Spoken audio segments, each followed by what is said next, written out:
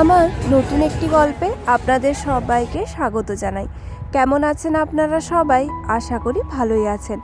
আজকে শনিবার, ঘড়িতে সময় দুপুর 2টো মতো, আর আমি এসেছি আমস্টারডামে বন্ধুদের সবার সাথে ঘুরতে।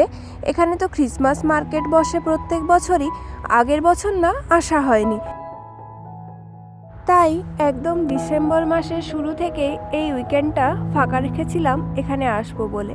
আসলে আমস্টারডাম আসাটা আমাদের বাড়ি থেকে বেশ অনেকটাই দূরে পড়ে, মোটামুটি ট্রেনে আসতে সময় লাগে 1.5 ঘন্টা মতো।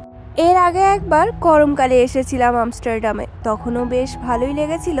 আর আমস্টারডাম তো একটা বেশ বড় সিটি, সেটা আমরা সবাই জানি। ওই যে দূরে দেখতে পাচ্ছেন গোল নাগরদোলার মতো, ওটা কিন্তু আসলে নাগরদোলা নয়। কদিন পরই তো এখানে নিউ ইয়ার, যদিও আমি যখন ভিডিওটা দেব তখন নিউ ইয়ার হয়ে গিয়েছে। আর নিউ ইয়ারের লেজার শোর জন্যেই এটা বাঁধা হচ্ছিল, তখনও সম্পূর্ণ হয়নি। আর আমার ভিডিওটা দিতে না খানিকটা দেরি হয়ে গেল।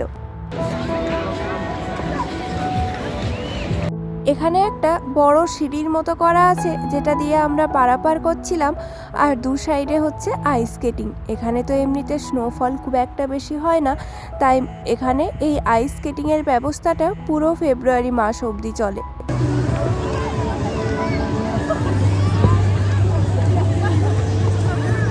কত মানুষজন একসাথে স্কেটিং করছেন দেখুন, বড় ছোট বাচ্চা সবাই আনন্দে মেতে উঠেছে। আর আজকে একটু লোকজন বেশিই আছে, কারণ আজকেই শেষ উইকেন্ড, তারপরেই মেলাটা উঠে যাবে।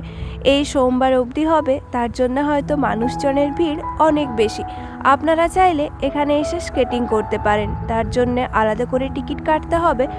আর এনারাই জুতোটা প্রোভাইড করবেন। যদি আপনারা ঠিকঠাকভাবে স্কেটিং করতে না পারেন, তাতেও ভয় পাওয়ার খুব একটা কারণ নেই, কারণ ওই যে ডলফিনগুলো দেখছেন, ওটা কিন্তু এনারাই প্রোভাইড করেছেন।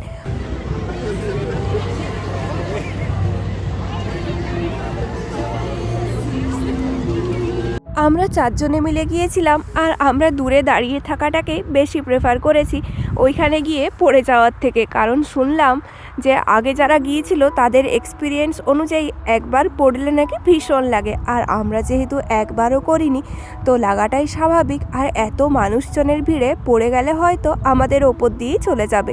একটু ফাঁকা থাকলে হয়তো চেষ্টা করতাম, দেখা যাক পরের বার বা অন্য কোথাও গিয়ে যদি সুযোগ হয়, তাহলে অবশ্যই একবার স্কেটিং করার ইচ্ছে আছে। বসেছে দেখো,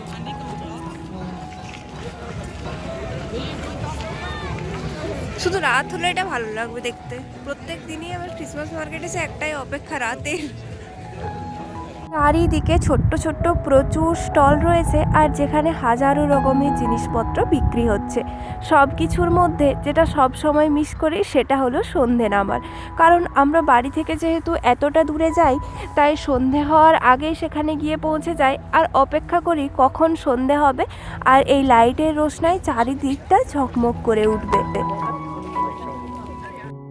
এই ছোট ছোট স্টলগুলোর প্রত্যেকটা জিনিস ভীষণ আকর্ষণীয়, যেটা দেখছি সেটাই নজর কাটছে। তবে এখানে না অনেক সময় পুরনো জিনিসপত্র বিক্রি হয়, আবার অনেক সময় প্রচুর দামি দামি নতুন জিনিসপত্রও বিক্রি হয়। দু রকমেরই আপনি জিনিস দেখতে পাবেন।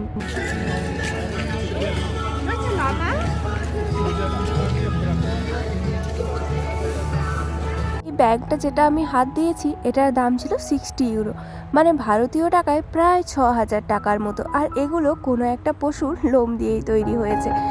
আর ক্রিসমাস মার্কেট মানেই তো খাওয়া দাওয়া, এখানেও হাজারো রকমের খাবার দাবারের জিনিসপত্র পাওয়া যাচ্ছিল। তার মধ্যে কোনটা খাবো সেটা ডিসাইড করতেও অনেক সময় চলে যায়। তবে আমাদের ইন্ডিয়ানদের জন্যে বিদেশে এসে একমাত্র খাবার যেটা আমরা মনে করি সেটা হলো ফ্রেঞ্চ ফ্রাই।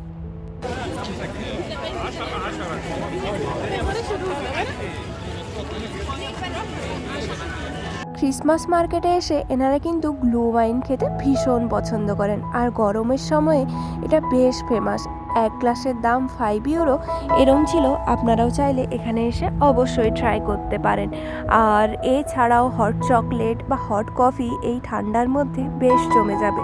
গ্লু ওয়াইনটাও শুনেছি গরমই হয় খেতে।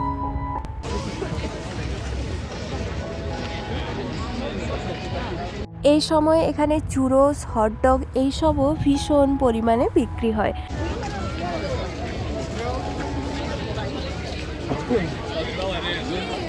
এই মার্কেটগুলোতে এসে সব থেকে আমার যেটা ভালো লাগে সেটা হলো এখানকার ডেকোরেশন। এমনিতেও এখানে প্রত্যেক স্যাটারডে বা সপ্তাহে 2 থেকে 3 দিন মার্কেট বসে, কই সেগুলো তো এত সুন্দর লাগে না। তবে এখানকার দোকান দানি রাস্তাঘাট এত সুন্দরভাবে এনারা সাজান যে আপনি দেখে চোখ ফেরাতে পারবেন না। আর এগুলো দেখুন ওয়াইনের বোতল দিয়ে তৈরি হয়েছে, আমি তো দেখেই অবাক। আর এক একটার দাম ছিল 25 ইউরো করে, মানে ভারতীয় টাকায় প্রায় 2500 টাকার মতো। আর যতদূর শুনলাম এগুলো গরম করে বানানো হয়েছে আগুনে। কোন দোকানটা বলো তো? দেন আগে। আচ্ছা আচ্ছা, হ্যাঁ। এর আগে আমরা দেনহাগের ক্রিসমাস মার্কেটে গিয়েছিলাম, সেটা নিয়ে ডিসকাস করছিলাম যে দুটো জায়গার দোকানের মধ্যে কি কি পার্থক্য রয়েছে। আর এই দোকানটা দেখে তো সত্যিই মন ভালো হয়ে গেল। হাজারো রকমের কুকিজ পাওয়া যাচ্ছিল, সেটা তো এক অন্য রকমের অ্যাট্রাকশন। তবে কুকিজ বানানোর জন্য বিভিন্ন রকমের মোল এখানে পাওয়া যাচ্ছিল, যেটা আমি এর আগে অন্য কোথাও দেখিনি। ভীষণ সুন্দর। বৃষ্টি পড়ছে। ওই যে বললাম না, মোলগুলো দেখুন বিভিন্ন স্ট্রাকচারের আছে। আর কুকিজগুলোর দাম ছিল এক একটার 4.5 ইউরো করে। আর এই মোলগুলোর দাম একটার দাম 6 ইউরো, আর যদি 4টা একসাথে নেন তাহলে সেটার দাম হবে 20 ইউরো। কি কিউট তাই না? বাচ্চারা দেখে তো সত্যিই খুশি হয়ে যাবে। বেশ অনেকক্ষণ হলো, এরপরে সময় এসেছে একটু কিছু গরম গরম খাওয়ার। এই ঠান্ডার মাঝে একটু গরম গরম কিছু খেলে বেশ ভালোই লাগবে। তাই আমরা সবাই মিলে এসেছি এখানে হট চকলেট খাবো বলে। আরও অনেক রকমের ড্রিঙ্কস এখানে পাওয়া যাচ্ছে, তবে ক্রিসমাস মার্কেটে এসে হট চকলেটটাই বেশি ভালো লাগে। তো আমি অপেক্ষা করছিলাম আমারটার জন্যে। আর একটা হট চকলেটের দাম ছিল 7.5 ইউরো, মানে ভারতীয় টাকায় প্রায় 750 টাকার মতো। চাইলে আমরা এখানে বসেও খেতে পারি, তবে বসে খাওয়ার মতো আর সময় নেই, পুরোটা ঘুরে দেখতে হবে।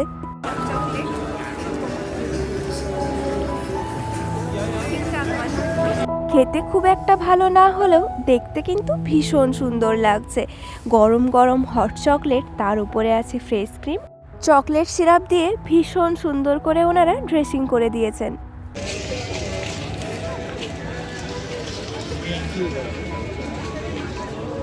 এখানে দেখুন কত রকমের চকলেট পাওয়া যাচ্ছে, সব বিভিন্ন ফ্লেভারের চকলেট আছে। আর এগুলোর দাম আপনি যে অনুপাতে নেবেন ঠিক সেই অনুপাতে।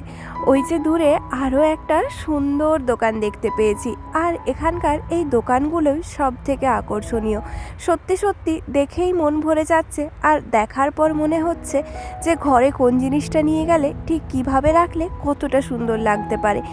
এই ক্যান্ডেলগুলো তো আমার এত পছন্দ হয়েছিল, মনে হচ্ছিল সত্যি সত্যি কিনে বাড়ি নিয়ে যাই। তবে এগুলোর দাম ছিল প্রায় 12 ইউরো করে, মানে ভারতীয় টাকায় প্রায় 1200 টাকার মতো। দেখে মনে হলো এতটা দাম নেওয়া ঠিক নয়, তাই আর কিনলাম না। কোনো লোক নেই মনে হচ্ছে তো। হ্যাঁ, আমস্টারডাম চেপের। আমি জিনিসপত্র কিনতে ভীষণ ভালোবাসি, কিন্তু আমি ইম্পালসিভ বায়ার নই, মানে যা ইচ্ছে হলো তাই কিনে নেব এরম করি না। জিনিসটা সুন্দর হওয়ার সাথে সাথে যদি আমার মনে হয় দামটাও রিজনেবল, তখনই আমার কিনতে বেশি ভালো লাগে।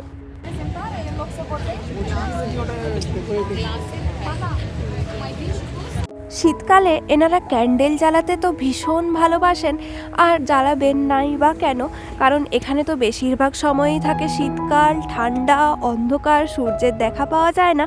তাই এনারা বিভিন্ন শেপের ক্যান্ডেল তৈরি করেছেন। দেখতেও কিউট হবে, আর সুন্দর একটা স্মেল গোটা ঘরের মধ্যে ছড়িয়ে পড়বে।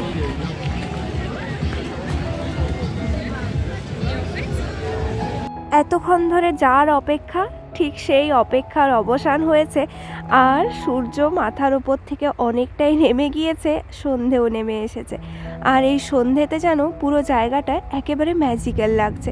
সত্যিই মনে হচ্ছে সান্তাক্লজ আশেপাশে ঘোরাফেরা করছেন, এখনই হয়তো এসে আমাদেরকে একটা গিফট দিয়ে যাবেন। চলুন দেখে আসি। এই যে এখানে সবাই স্কেটিং করছেন, দেখেই মন ভরাই, করা তো আর হলো না। চলুন তাহলে আজকে এর সাথেই আমি আমার ব্লগটা শেষ করছি। যদি আমার ভিডিওটা আপনাদের ভালো লাগে তাহলে প্লিজ লাইক কমেন্ট শেয়ার করে দেবেন। দেখা হবে পরের নতুন একটি ভিডিওতে। ততক্ষণের জন্য সবাই সুস্থ থাকবেন, ভালো থাকবেন, আর কমেন্টের মাধ্যমে অবশ্যই আমাকে জানাবেন আমার ভিডিওটা আপনাদের কেমন লাগলো।